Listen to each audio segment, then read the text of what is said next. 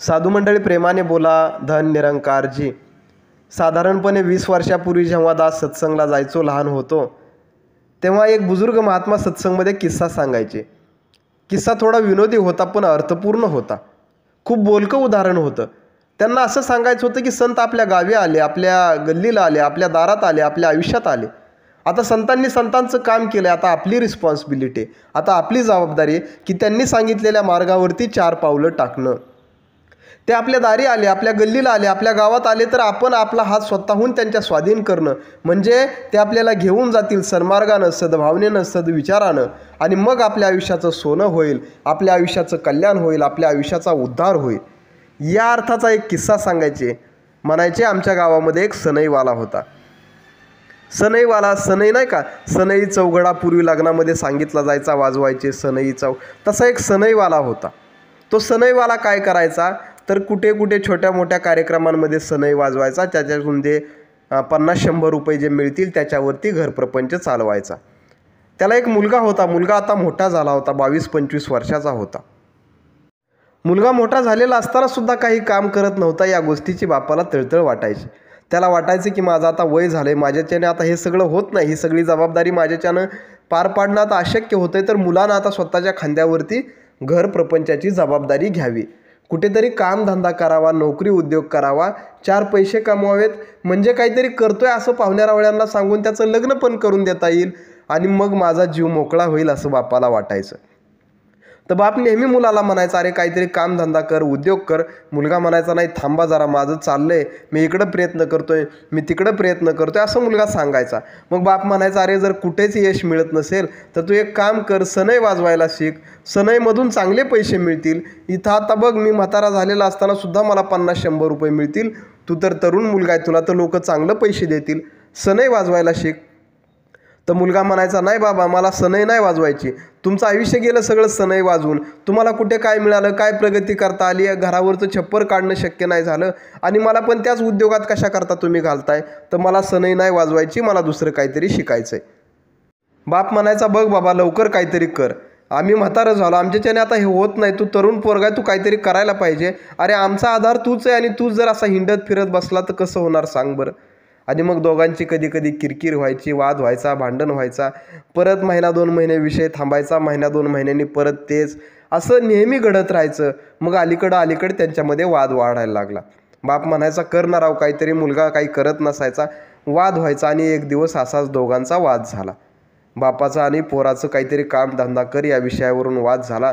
बाप थोडा रागाला गेला. बापानं काय केलं, तर पोराच्या 2 थोबाडीत मारल्या, 2 लाथा घातल्या, खाली पाडला पोरगा, आणि बाप पोराच्या छातीवरती बसला आणि अशी तोंडामध्ये पोराच्या सनई खुपसली.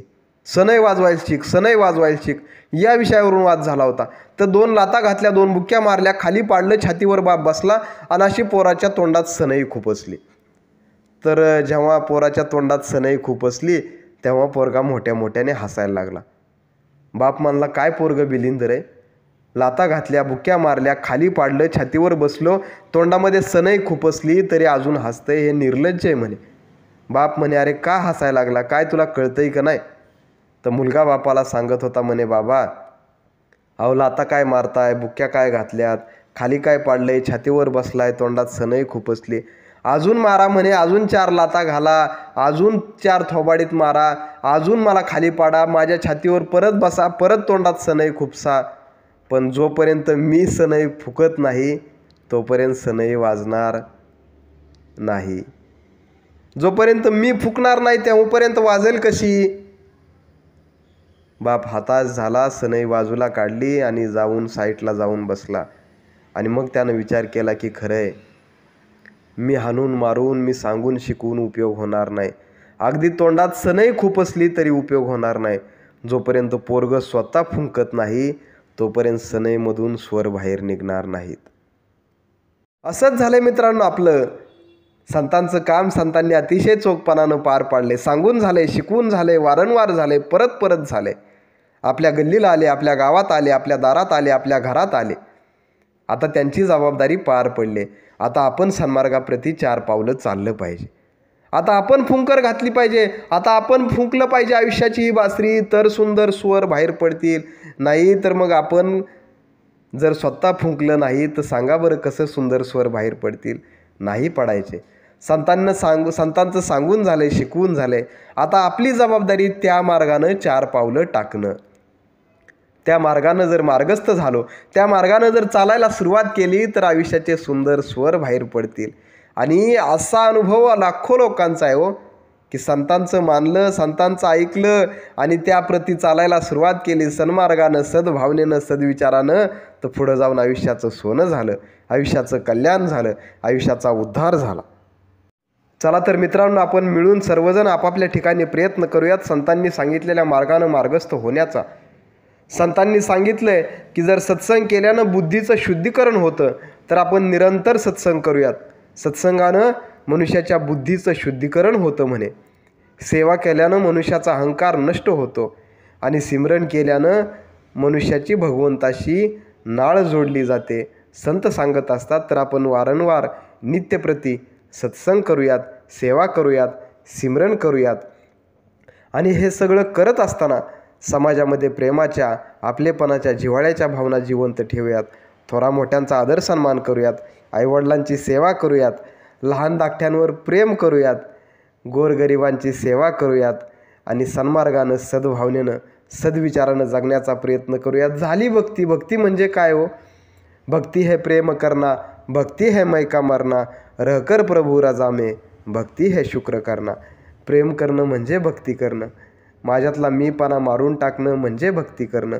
भगवंताचे आभार मानणं म्हणजे भक्ती करणं. भक्ती याच्या व्यतिरिक्त असती काय हो? भक्ती नाम मोहब्बत का है जिसमें अदब भी शामिल हो. विवेक शोकजी म्हणायचे, भक्ती नाम मोहब्बत का है जिसमें अदब भी शामिल हो. अदब म्हणजे नम्रता. भक्ती नाम मोहब्बत का है जिसमें अदब भी शामिल हो. नाम की भक्ती है वो जिसमें प्यार नहीं, सत्कार नहीं. जिथे प्रेम आहे, आदर आहे, सन्मान आहे, सत्कार आहे, परस्परांप्रती आपलेपणाच्या आणि जिव्हाळ्याच्या भावना आहेत, या भावना सगळ्या जिथे आहेत तिथे खऱ्या अर्थाने भक्ती आहे. हा जो साधू संतांनी आपल्याला भक्तीचा मार्ग जो घालून दिलाय, या मार्गाने आता मार्गस्थ होण्याची आपली रिस्पॉन्सिबिलिटी, जबाबदारी आहे. आणि म्हणून प्रार्थना ही आहे की त्या मार्गाने आता आपण 4 पावलं टाकण्याचा प्रयत्न करूयात. संतांनी तिकडं बापानं रागा वैतागानं पोराच्या तोंडात सनई खुपसली हो, पण संतांनी प्रेमाने, आपलेपणाने ही भक्तीची सनई आपल्या हातामध्ये आणून दिली. आता आपली जबाबदारी आहे की आपण तिला फुंकर घातली पाहिजे, आपण तिला सूर दिला पाहिजे, तर आयुष्याचे सुंदर स्वर बाहेर पडतील. सद्गुरू माऊलींच्या चरणी ही प्रार्थना आहे. त्यांना जसं अभिप्रेत जीवन आहे असं जीवन आपल्या सगळ्यांचं बनावं. साधू मंडळी प्रेमाने बोला. धन निरंकारजी.